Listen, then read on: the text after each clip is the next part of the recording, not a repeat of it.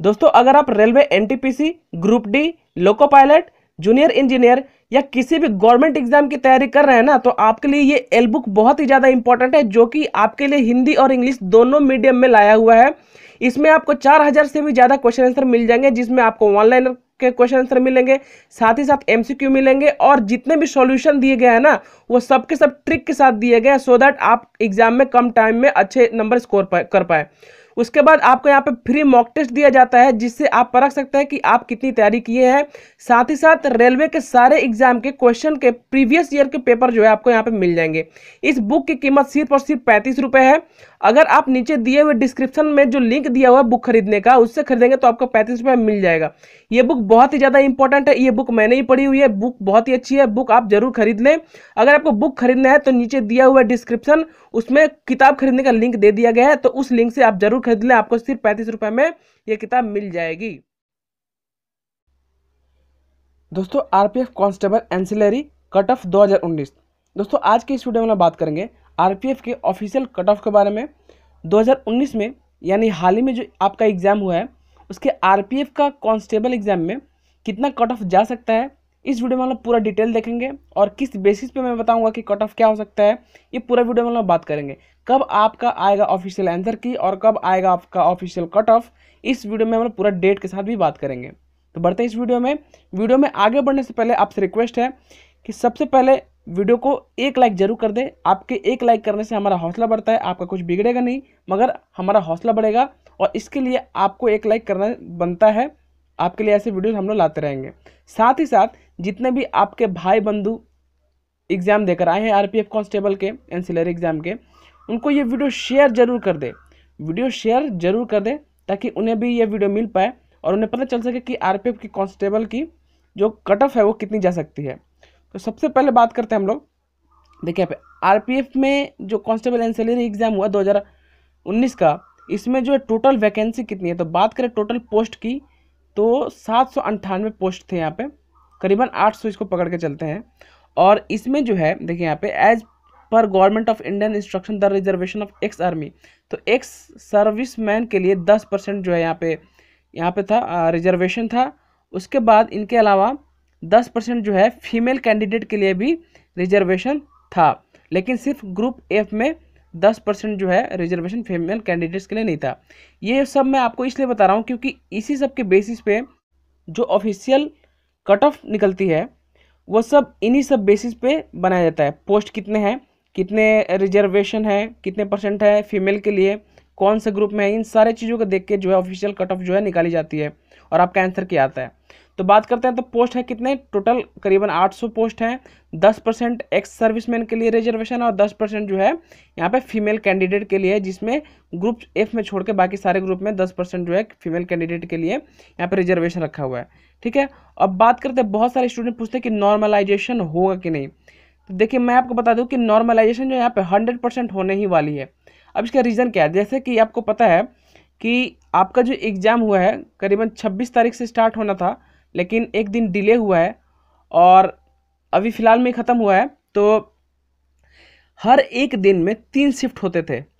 कितने शिफ्ट होते थे, 3 शिफ्ट में एग्ज़ाम हुआ करते थे। और जब स्टूडेंट से पूछा जाता था कि फर्स्ट शिफ्ट का एग्ज़ाम हुआ, सेकंड शिफ्ट का एग्ज़ाम हुआ या फिर थर्ड शिफ्ट का एग्ज़ाम हुआ, तो इन सारे शिफ्टों में अलग अलग क्वेश्चन पेपर थे, सेम टू सेम नहीं थे। साथ ही साथ क्वेश्चन का पेपर का जो लेवल था वो अलग था। सपोज करें फर्स्ट शिफ्ट में किसी का इजी क्वेश्चन पड़ा तो सेकंड शिफ्ट में थोड़ा टफ और थर्ड शिफ्ट में फिर इजी पड़ गया। तो इस हिसाब से देखिए, अगर नॉर्मलाइजेशन नहीं किया जाता है, नॉर्मलाइजेशन क्यों किया जाता है, सबसे पहले बात ये, नॉर्मलाइजेशन इसलिए किया जाता है ताकि जितने भी कैंडिडेट एग्ज़ाम देने के लिए आए थे उन सब के साथ जाति ना किया जाए। अर्थात फर्स्ट शिफ्ट में जिनका टफ एग्ज़ाम हो गया और सेकंड शिफ्ट में किसी को बहुत अच्छा एग्ज़ाम हुआ, इजी पेपर था, तो इन दोनों में तो डिफरेंस आ जाएगा। तो नॉर्मलाइजेशन इसलिए किया जाता है ताकि जिसका टफ था उसको थोड़ा मार्क्स मिल सके और जिसका इजी था उससे थोड़ा मार्क्स घटाया जा सके। इस हिसाब से नॉर्मलाइजेशन किया जाता है, उसका भी अपना एक प्रोसेस होता है। तो नॉर्मलाइजेशन जरूर होगा क्योंकि यहाँ पे हर एक दिन में 3 शिफ्ट में एग्ज़ाम कराए जाते थे, जिसमें से क्वेश्चन के पेपर का जो लेवल था वो अलग अलग आया करता है। तो इस हिसाब से नॉर्मलाइजेशन तो होना ही है, ये नॉर्मल सी एक बात है। उसके बाद बात करते हैं, देखिए यहाँ पे आपके एग्जाम पैटर्न की तो कैसे कैसे क्वेश्चन पूछे गए थे ये भी देखना जरूरी है, क्योंकि यहाँ पे अगर आप कट ऑफ की बात करते हैं, कट ऑफ पूछना चाहते हैं, तो ये बहुत ही जेन्युइन तरीके से बताया जाएगा। यहाँ पे देखिए, जनरल अवेयरनेस से 20 क्वेश्चन थे 20 नंबर के, अरिथमेटिक से गणित से 20 नंबर के क्वेश्चन थे 20 ठो, और जनरल इंटेलिजेंस और रीजनिंग मिला के 20 क्वेश्चन थे 20 नंबर के, और टोटल कितने हो गए 60, मतलब 60 क्वेश्चन 60 नंबर के, ये पता है। लेकिन इसके पिछले साल में क्वेश्चन पैटर्न जो ऐसा नहीं था, 90 मिनट्स का पहले टाइम था, इस बार कितने टाइम दिए हैं 45 मिनट्स के टाइम दिए गए हैं।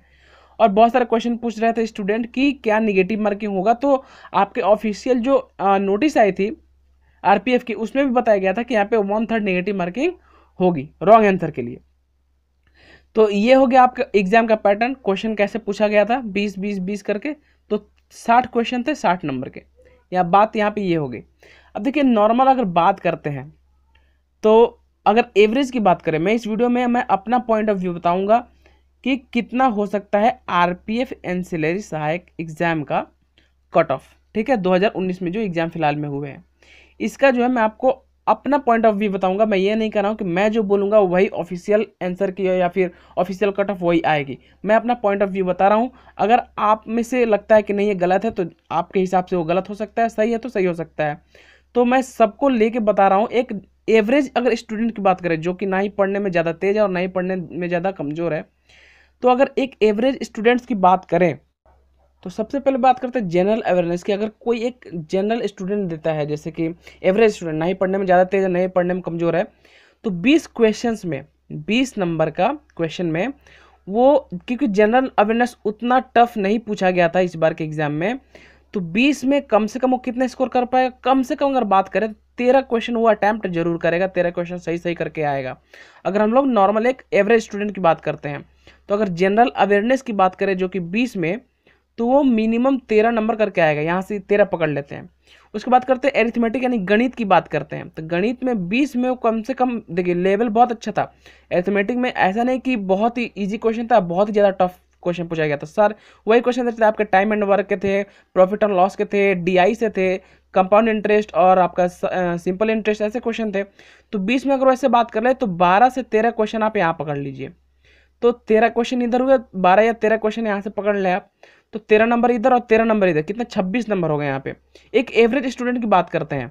उसके बाद अगर बात करते हैं जनरल इंटेलिजेंस और रीजनिंग मिला के 20 क्वेश्चन पूछे गए थे 20 नंबर के, तो अगर रीजनिंग की बात कर ले हम लोग इसमें, तो 20 में ऐसे नॉर्मल एवरेज क्वेश्चन जो है, आपके एवरेज स्टूडेंट जो है 20 में, देखिए रीजनिंग ईजी था इस बार की अगर बात करें, तो इस बार के पेपर में रीजनिंग काफ़ी टफ नहीं था।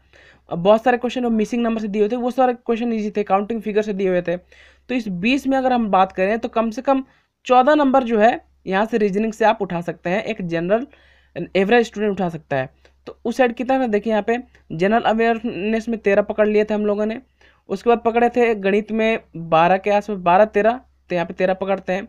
उसके बाद बात करते हैं यहाँ पे रीजनिंग का, तो 14, तो कितना हो गया यहाँ पे 14, 13, 13, 26, कुल कितने नंबर हो गए 40। तो अगर आप जनरल कैटेगरी है तो मिनिमम यहाँ पे आप 40 स्कोर कर पाएंगे। अगर आप इतना स्कोर नहीं कर पाते हैं तो शायद मेरे हिसाब से, मेरे पॉइंट ऑफ व्यू से, अगर आप 60 में कम से कम 40 स्कोर नहीं कर पा रहे हैं तो थोड़ी गड़बड़ है यहाँ पे। तो मेरे हिसाब से देखिए यहाँ पे जनरल के लिए अगर कट ऑफ जो अगर बात करें तो यहाँ पे 40-39 के आसपास आएगा, इससे कमेगा नहीं, इतना मैं आपको गारंटी दे सकता हूँ। अगर आपका ऑफिशियल कट ऑफ आता है तो यहाँ पे +-2 आप कर सकते हैं, 2 बढ़ा सकते हैं 2 घटा सकते हैं। तो चलिए यहाँ पे पूरा डिटेल में हम लोग बात कर लेते हैं। उसके पहले यहाँ देखिए कुछ मैं SC ST का भी बताऊँगा। यहाँ देखिए जो एग्ज़ाम होने के बाद जो आपका ऑफिशियल आंसर क्या आएगा, उसमें जो पास करते हैं उसमें देखिए PMT और PET जो होगा उसमें देखिए 800 मीटर रन होगा, जिसमें से आपको 3 मिनट 40 सेकंड में दौड़ना है। लॉन्ग जंप 9 फीट का और हाई जंप 3 फीट का है, ये हो गया आपका। अब बात करते हैं एक्सपेक्टेड कट ऑफ की, जो कि मेरे हिसाब से, मेरे पॉइंट ऑफ व्यू से, जनरल के लिए मैंने 40 बताया, ठीक है, तो जनरल के लिए 40 हो सकता है।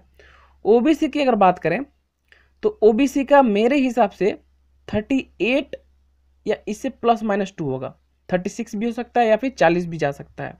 जनरल में भी आप +-2 करें, यहाँ पे जनरल का बात करें तो बढ़ ही सकता है, घटेगा नहीं। यहाँ पे भी OBC का बात करें तो इससे बढ़ेगा घटेगा नहीं।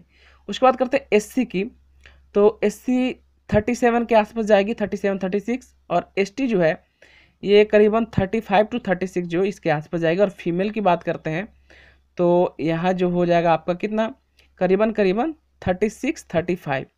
इस हिसाब से आपका जो है एक्सपेक्टेड कट ऑफ जो है आरपीएफ का जा सकता है। तो क्या क्या बताया मैंने, जनरल का 40, ओबीसी का 38 to 36 37 ऐसे कर सकते हैं। उसके बाद एससी की बात करें तो 37 36 जा सकता है। एसटी की बात करें तो 35 36 जा सकता है। और फीमेल की बात करें तो 36 37 इस हिसाब से जा सकता है यहाँ पे। तो ऐसा आप मान के चलिए, क्योंकि इससे कम नहीं जाने वाला कट ऑफ, इससे ज़्यादा ही +2 ही कर सकते हैं, +-2 करने का कोई यहाँ पे मतलब नहीं बनता है। तो जनरल में बढ़ सकता है और मेरे हिसाब से यही ऑफिशियल कट ऑफ है। आप यहाँ पे थंबनेल में भी देख सकते हैं जो मैंने बनाया था। तो यहाँ पे देखिए जनरल के लिए 40, एसटी के लिए 35, ओबीसी के लिए 38 और एससी के लिए 37 और फीमेल के लिए 36 के आसपास।